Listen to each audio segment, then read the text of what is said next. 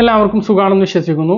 65 വയസ്സിന് മുകളിലുള്ള ആളുകൾക്ക് സന്തോഷകരമായിട്ടുള്ള ഒരു അറിയിപ്പാണ് വന്നിട്ടുള്ളത്. അല്ലെങ്കിൽ അത്തരം ആളുകൾ വീട്ടിലുണ്ട് എങ്കിൽ അവർക്ക് സന്തോഷകരമായിട്ടുള്ള ഒരു അറിയിപ്പാണ് ഈ വീഡിയോയിൽ നിങ്ങളുമായി പങ്കുവെക്കുന്നത്.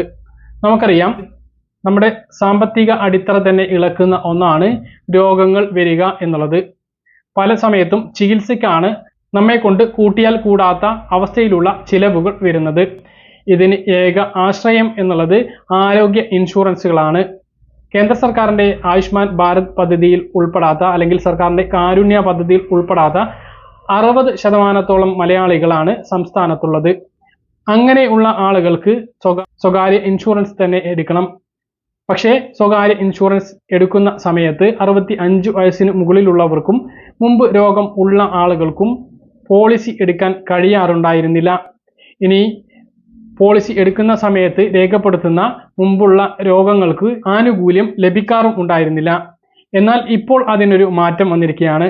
2024 ഏപ്രിൽ 1 മുതൽ നടപ്പിലായിട്ടുള്ള പുതിയ ചട്ടപ്രകാരം ആരോഗ്യ ഇൻഷുറൻസ് പോളിസി എടുക്കുന്നതിന് 65 വയസ്സ് കവിയരുത് എന്ന മാനദണ്ഡം എടുത്തു കളഞ്ഞിട്ടുണ്ട്. രോഗം വന്ന് ബുദ്ധിമുട്ടിലാകുന്ന നിരവധി വയോജനങ്ങൾക്ക് ഈ തീരുമാനം ഗുണകരമാകും.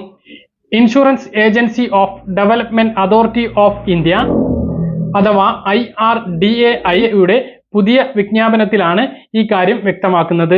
2024 ഏപ്രിൽ 1 മുതലാണ് വിജ്ഞാപനം നടപ്പിലായി തുടങ്ങിയിട്ടുള്ളത്. ഇനി ഏത് മുതിർന്ന പൗരന്മാർക്കും ഇൻഷുറൻസ് പോളിസി എടുക്കാം എന്ന് IRDAI വിജ്ഞാപനത്തിൽ പറയുന്നു.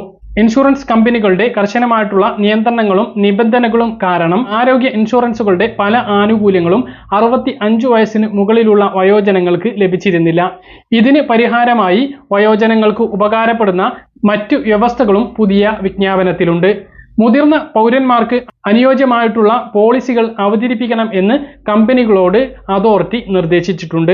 നിലവിൽ ഏതെങ്കിലും രോഗം ഉള്ള ആളുകൾക്കും പോളിസി നൽകാൻ കമ്പനികൾ നിർബന്ധിതരാണ്. മാത്രമല്ല, നേരത്തെ ഉണ്ടായിരുന്ന രോഗമാണ് എന്ന പേരിൽ കമ്പനികൾക്ക് ക്ലെയിം നിരസിക്കാനാവില്ല. പുതിയ പോളിസി ഉടമകൾക്ക് ആനുകൂല്യം ലഭിക്കാനുള്ള കാത്തിരിപ്പ് കാലയളവ്, അതായത് വെയിറ്റിംഗ് പീരീഡ് 48 മാസത്തിൽ നിന്നും 36 മാസമാക്കി ചുരുക്കുകയും ചെയ്തിട്ടുണ്ട്. പോളിസി എടുക്കുന്ന സമയത്ത് പോളിസി ഉടമ രോഗം വെളിപ്പെടുത്തിയാലും ഇല്ല എങ്കിലും അസുഖമുള്ള വ്യക്തി തുടർച്ചയായി 36 മാസം പോളിസിയിൽ തുടരുന്ന പക്ഷം ഇൻഷുറൻസ് പരിരക്ഷ നൽകണം എന്നതാണ് നിർദ്ദേശം. പോളിസി ഉടമകൾക്ക് പ്രീമിയം തുക തവണകളായി അടക്കുന്നതിനുള്ള സൗകര്യവും ഒരുക്കാനും നിർദ്ദേശം പറയുന്നു.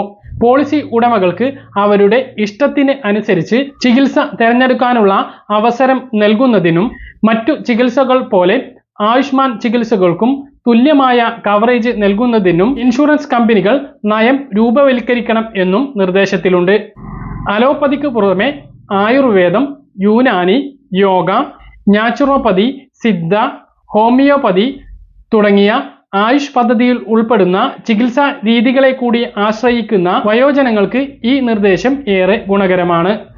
മാത്രമല്ല, പോളിസി ആനുകൂല്യങ്ങൾ സമയബന്ധിതമായി നൽകുന്നതിന് പോളിസിയുമായി ബന്ധപ്പെട്ട മുതിർന്ന പൗരന്മാരുടെ പരാതികൾ പരിഹരിക്കാൻ ആവശ്യമായ പ്രത്യേക സംവിധാനം കമ്പനികൾ ഒരുക്കണം.